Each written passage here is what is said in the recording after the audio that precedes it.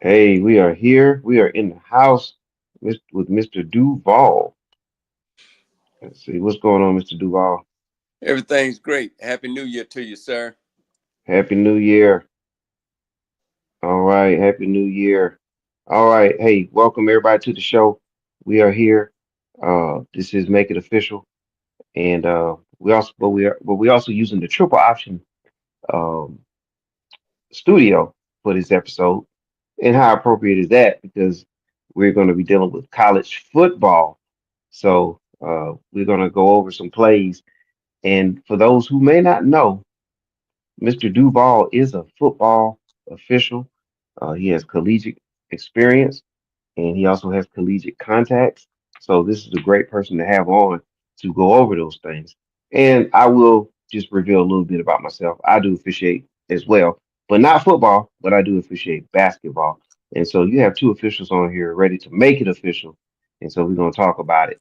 And the two topics that we're going to cover today, we're going to talk about that Notre Dame Georgia game where head coach Kirby Smart from the University of Georgia had some complaints in reference to a play, and we'll get over that. We'll go over that in a few.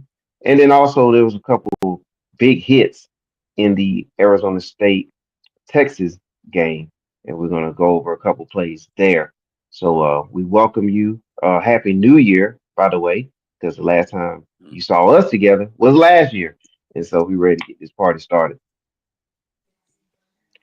All right, Mr. Duval, man, welcome. And we're going to get this thing rolling here in just a second. Let me get these credits rolling. And on the other side, the voice you will hear is Mr. Steve, aka Steven Duval.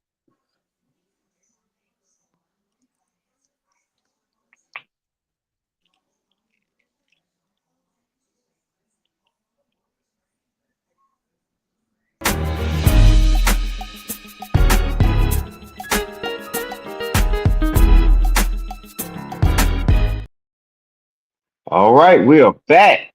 Hey, make sure you do the following. We need you to do these things on YouTube. Make sure you go to 411 Sports World Network on YouTube. Press that notification bell, please. Press the like buttons on everything that you see on there, and make sure that you subscribe. We need you to do all those things to help the page continue to grow. And then also on TikTok and on Instagram. Okay, do the following for us, Mister 411, as it's spelled right there across the screen on TikTok, or you can scan that QR code. The same thing on Instagram, Mister 411. Just spell it all the way out. Make sure you subscribe to those pages for us as well, because we have information out there that you can definitely use, especially some of the stuff that you see today.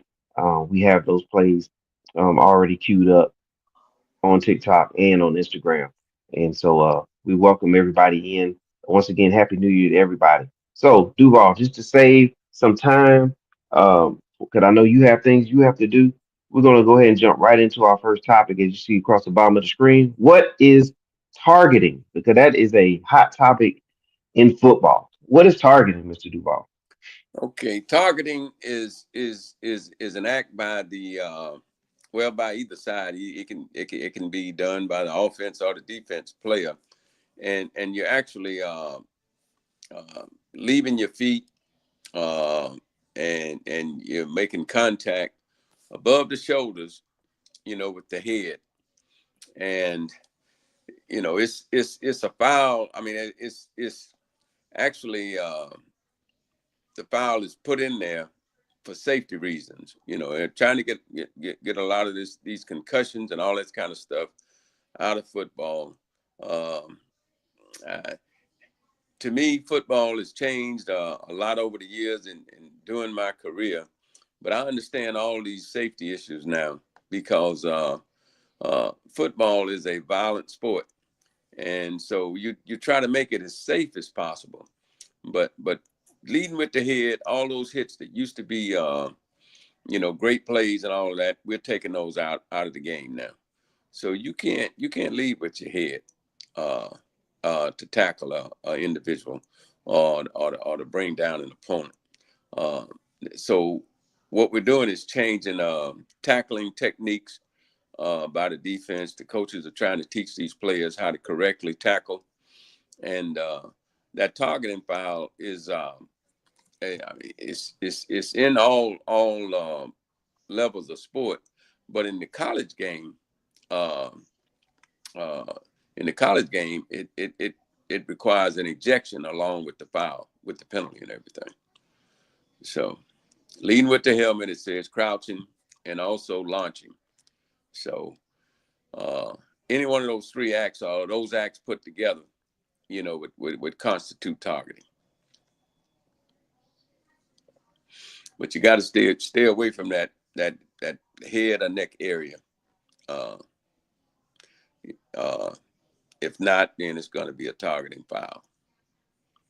Wow, it's interesting that a lot of times when we see targeting, it's mainly like a helmet to helmet type collision. But That's what in a there, lot of I'm people hearing, call it. They call it helmet to helmet, but it's more than that. You know, okay, it's your helmet is involved, but sometimes you can have helmet to helmet contact and it not be targeting, simply because of if somebody else does something to a player or whatever, and by some kind of action there, those helmets come together. Just because those helmets came together, that does not constitute targeting. It has to be pretty much an intentional act. It had to be deemed intentional. Uh, so um, just because it's helmet to helmet, you could have targeting, but you don't. That it's more to it than just the helmet to helmet. But that's what you hear from the fans. You'll hear it coming from the stands and that sort of. That's helmet to helmet. Well, okay, but was it targeting?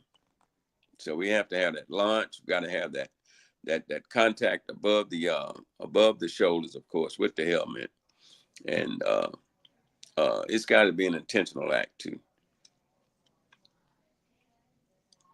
very good there, Mr. Duval. Good information on that. So with that said, laying the groundwork on targeting, as far as the rule goes, let's put some of it to action. So in that Arizona State Texas game, there was two plays in particular that we decided to pull for this episode. So I'm going to play the first one, and it'll be in normal speed. Then follow it up with a slow motion play, and then if you want us to play it again, just let us know. We'll do Okay. that, and then you can discuss it. Okay. Okay. So All right. we'll go to video one. Good pass blockers as the tackles. Will they get after Levitt? Levitt, big hit. Coming in was Michael Taft. They're going to take a look to see if this is targeting now in the back end. Well, that would be a massive call if it is. Let's bring in Matt Austin, our rules expert. Matt, what do you see here? Well, we definitely have a defenseless receiver, and just as he's turning after catching the ball, he gets hit in the head by the defender. So I would not be surprised if this is called targeting from the booth. I mean, that would. All right, Mr. Duval. Hey, I agree with Matt. After seeing that, especially the results of the play, and when you're looking at that in live time, that's happening pretty quick. But I mean, just looking and when I'm seeing that happen, I'm thinking targeting. We're gonna throw on that.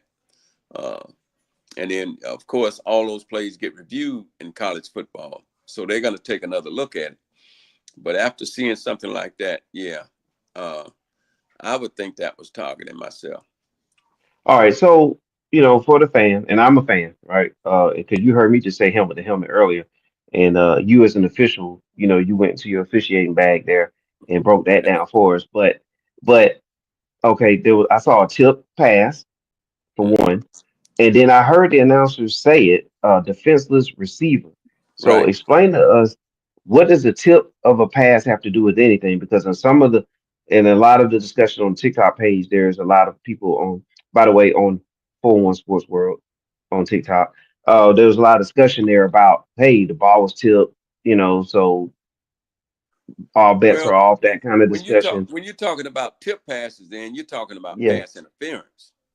But see, Okay. that doesn't have anything to do with targeting. Uh, Okay. Uh, in fact, if that pass was a pass that was thrown that was uncatchable or whatever that they have the rule in college football, even if it was uncatchable, it still doesn't give you license to launch and make contact with your helmet. So by tip pass doesn't have anything to do with that particular play. All Now they right. might have said it was tipped, but in pass interference you get a tip ball. Then of course it all bets off with the pass interference because that tip ball uh, oftentimes will keep will have a defender coming in to make a play when the ball is tipped. Then he's anticipating that the ball is going to arrive, but it got tipped. So all of a sudden, all bets off on that. So all that Okay. is judgment too. You know Okay. you're making a judgment on all of that. But in Yes, this sir. particular instance, it doesn't matter whether that ball was tipped or not.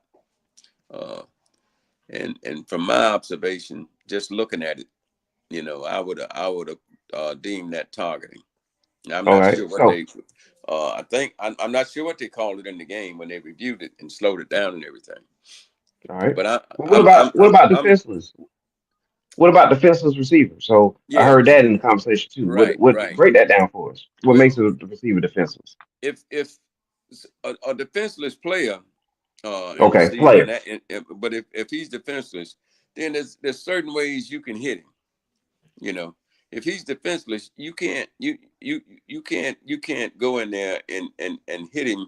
With let's say with an elbow and that sort of thing or whatever. If he's defenseless and you're trying to make a play on him, you got to wrap him up. You know, you can't take a guy that's just and not seeing you coming. That makes him defenseless. When he doesn't see you coming, then I mean he's at your mercy. So in certain ways you can hit him, you can block him, with hands extended and that sort of thing, because he's defenseless. Or you can tackle him, you can wrap him up and that sort of thing. But you definitely can't if he's not seeing the contact coming. You definitely can't hit him with your helmet, and you can't hit him with all these elbows and different things like that if he's in that position. So a defenseless player is somebody that doesn't see you coming, pretty much. He That means the cannot put up player any. he In doesn't see other you words, coming at all. at all, right? Okay. He's in a position where he's trying to catch the ball, so his concentration is on the ball. So then it's a certain way you got to tackle him or try to break up that pass or whatever. You can extend your arm out there, try to break the pass up. You can do all those things, but you can't just just load up and try to take his Just blow head the off. person up. Yeah. That's exactly right. And we used to call those Okay. great plays. Now that used to be, they used to make highlights out of those plays. Oh Now yeah. you're getting flags on that stuff. So the Yeah. game has changed. Uh, Yeah. yeah. You Google it. Google what is it? Lester Hayes. Google Oh yeah. some of his hits. Lester Hayes. Google Right. Ronnie Lott and All those take a guys. look at some of those hits. Oh Yeah. yeah. Yeah. And then go back deep into the archives of Jack Tatum and All those see guys. see what That's kind of right. hits they laid out. Man, I don't Oh know if yeah, they would man. even want to play today. That's right. They Right. might just hang it up and say, "Hey, Well, I'm not playing the, football." the thing is you make adjustments, and you have to be taught a certain way in how to make these plays and how to do. Yes, So sir. it comes from coaching. The coaches have to be aware. And they know all these things are being put into the game now. So, All right. but it's kind of hard if you're making the transition. And I think we had this conversation earlier. You know, when guys who are veteran players that have been around a long time, it's hard to ask them to make those types of adjustments. Now in the college game, of course, you coming from high school to college, you're only going to be there 4 years. Uh, so you're being taught the correct way to play, from the outset. So Yes, sir. it shouldn't be that difficult, you know. Uh, but in the meantime, we're taught to make those calls. We got to, they want us to make these calls. These are safety calls. And when you say they, you're referring to the league, right? The The particular league, league, right? Yeah, absolutely. SEC, Georgia Yeah, High School, Alabama High School, Florida High that's School, correct. National Federation. National Okay, so Federation. They yeah, want you so to because make these calls. They don't and the want you to reason miss why I them. say that, and the reason why I bring that up is because a lot of times people think the officials are just arbitrarily out there making their own, decisions on total decisions on what they want to do out there. Right, And they have right, to right, understand that there's a higher power out there that is right, actually wanting the game to be a certain way for whatever reasons, but they right, want it to be right, officiated a certain way. Okay. right. All right. Very good. I've got one of my fellow officials that played back in the day, and he'll tell you in a minute, I don't like this. I don't like this because, and it ain't football or whatever. Well, it's not for you to make that determination now. You got to call those things. I don't know whether you like Right. it or not. Whether you like it or not, it's in the game. It's a foul now. So you got to do, the blindside block. Oh, he didn't want to make that call there. Man, that's a good block, man. That's a great block. That's what you're taught to do. Well, not anymore. So you got to take it out of the game, man. We got to get it Yeah, out of the man. game. Yep. You're right. You're right. Okay. Yep. Let's go to video number 2. Check it out. Okay. Every bit of it is intercepted.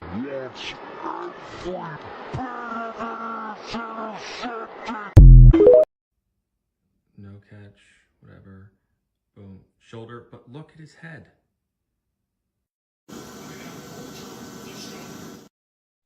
All right. Is that enough Yeah. there for you? Yes, enough. I'm gonna get that one too, because he got the launch, and that's all intentional, you know. And he Explain the actually, launch part. yeah, Explain launch for me. he's When you leaving see his someone feet. launch. He's leaving his feet, and he's launching. So he's not launching to tackle you around the waist. he's Okay. he's getting more momentum and everything else, and he's actually propelling himself up near the head area. So that's indication right there that this ain't good, Okay. I because he got you. doesn't I got have to do that. You you. Yes, don't. sir. It's nothing that's causing him to have to make a play like that. Now you're trying to break it up. You want to make a hard hit. You want to do all of those things, but at the end of the day, you still have to, you have to play within the confines of the rules. And that launch, they put that in there. That launch. So that brought him, into the fold that, yeah, that looks like targeting to me. And I would throw my flag now. If we discuss it and they go up in the booth and they see something, that doesn't warrant targeting or whatever, they can always change that. But on the field, I'm taught by my supervisors or whatever, especially like in high school, if we got a targeting foul, we want to have 2 flags on the ground. We want Okay. 2 people to be able to see it, right? And that's what they want. They pretty much want somebody else's opinion as to what that was, because in high school we don't have the luxury of review. So if we're going to get somebody for targeting, then we need 2 flags. And when I say we need, it should be 2 flags. Somebody else should have seen that, right? Hmm. But now the good thing in high school, it's not an automatic ejection. So depending on the severity of the hit and everything else, you don't have to eject him. But if you deem it that severe, then you can get the 15 yards, and you can also eject the player. Okay. And that's a judgment call in high school. It's not judgment in college. You got to go. Yes, sir.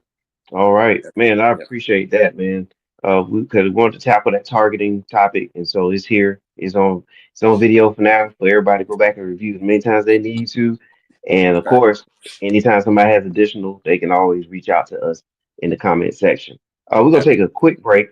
All right, quick commercial break. Come back on the other side, All and right. we're gonna talk about what happened in the University of Georgia Notre Dame Sugar Bowl. All right. All righty. All right. Let's do it. We'll be right back. Is it time for massage? Of course. Come on out to the best of the best day spa in Miller, Georgia. Heavenly Spa Mobile is located at 2484 Ingleside Avenue, Building A, Suite 101A. You may go online to heavenlyspamobile.com to see my availability and schedule your future appointment online. Don't wait too long. Imagine a fulfilling career as an orthodontic assistant that is fast, affordable, and convenient that provides the freedom you desire. Welcome to the School of Orthodontic Assisting. As Georgia's only in-person, hands-on education center for orthodontic assisting with over 40 years combined experience, we understand the constant demand for experienced orthodontic assistants. By not taking the steps to gain the necessary education and hands-on experience, you risk missing out on a life-changing opportunity and the chance to secure a financially stable future. That's why we created the School of Orthodontic Assisting.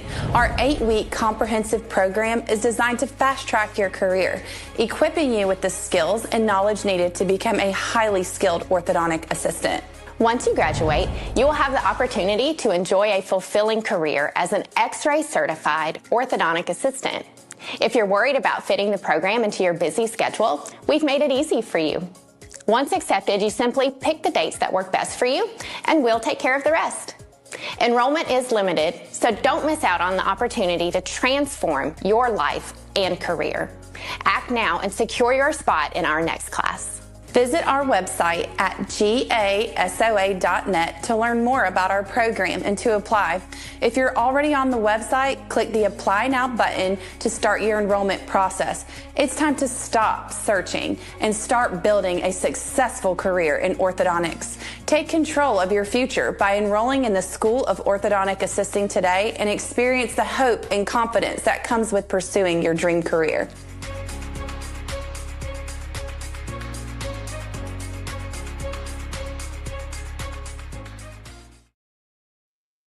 All right, we're back. We are back. All right, we're gonna go ahead and jump into this game, Sugar Bowl, and there was according to University of Georgia, a controversial play here, and so we'll get into this substitution play. Let's roll the play, and then we're also gonna listen to the head coach after that. They substitute, so Kirby Smart knows he has to be allowed to substitute. The officials stand in there. Leonard and the offense back out there. Will they really snap this and go for it with nearly 2 yards to go? Play clock at 3. And now movement by Georgia, it seemed. There is a flag. Leonard throws it deep. Diving attempt by Bo Collins. Could be a half-second delay. In such chaos, trying to get lined up, anticipating quarterback run, they don't think about the fact that the snap count could be a half-second delay, which allows Jalen Walker. They didn't want to because they were going to snowball it. They wanted us to burn time out there and try to do it, and we sucked. So it's really unfortunate because I've been told by our head officials in the SEC that you can't do that. You can't run 11 on 11 off. We did it in 2017 against Tennessee. We carried that, we practiced that, and rep that because teams try to do it, and we were told by officials you could not do that. And so we were trying to say you couldn't do it. We got our defense out there. We were fine. I mean, I would have gone for it if I was them. So I don't think they were planning on going for it. They were going to hard count us. And we prepare for that. We do it every week, and we jumped off sides, But we also were told you couldn't do that in our league.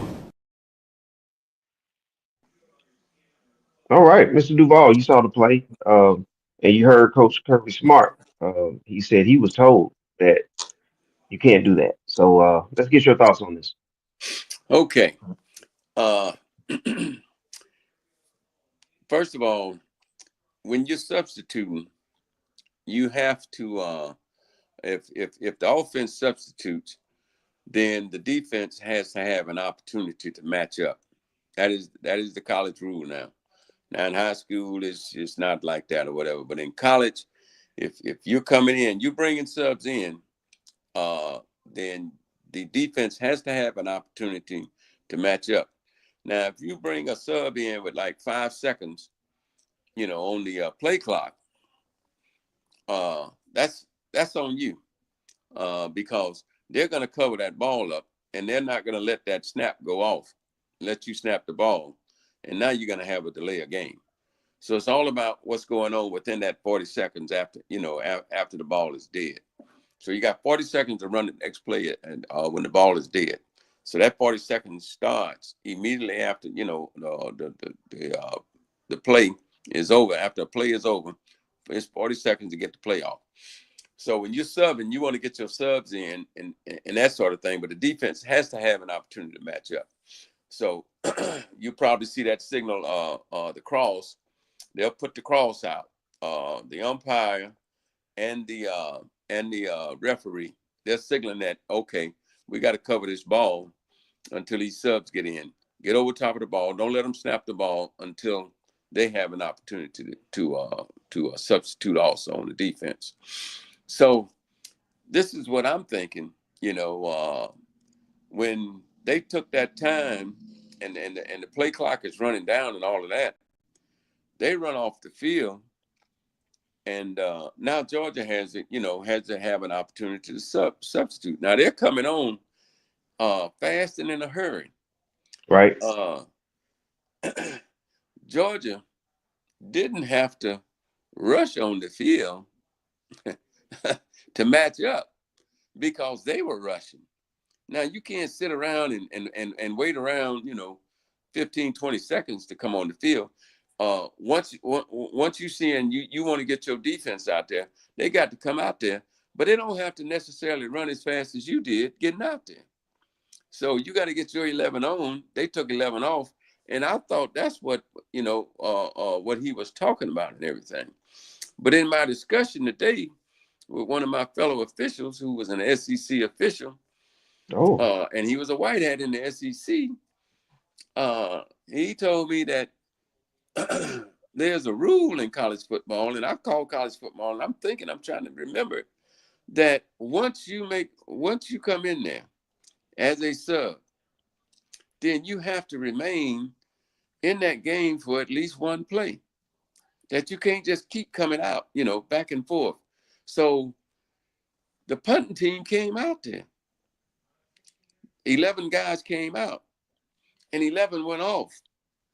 According to the rule, those guys are supposed to participate for one play. Now that's when they went off, and I'm thinking that's what they're saying, that makes that illegal, which I didn't even think about it at first, because I'm thinking, they're rushing on, and this is trickery. So now why are you giving them an advantage with this trickery? They rushing off at the last minute.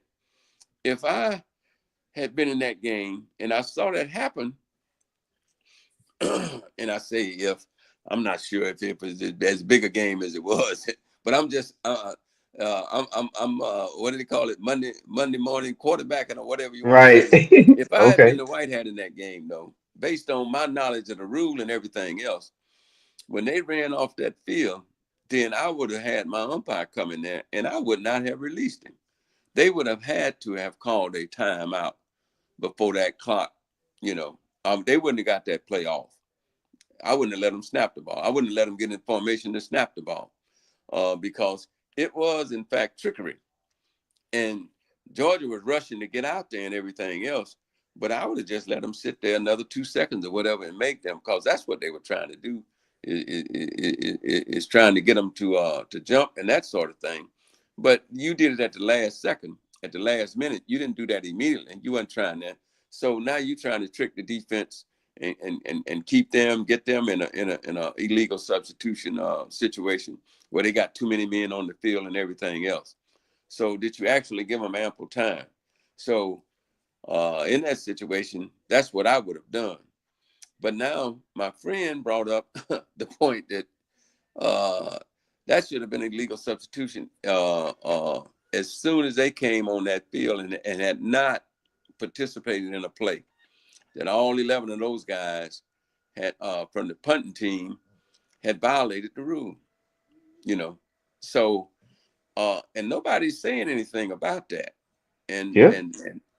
But so I'm not sure Kirby knows exactly what part of the rule would make it illegal, but that's what would make that situation illegal, is that they're supposed to participate in one play. Now you never see it, so you're not going to call it.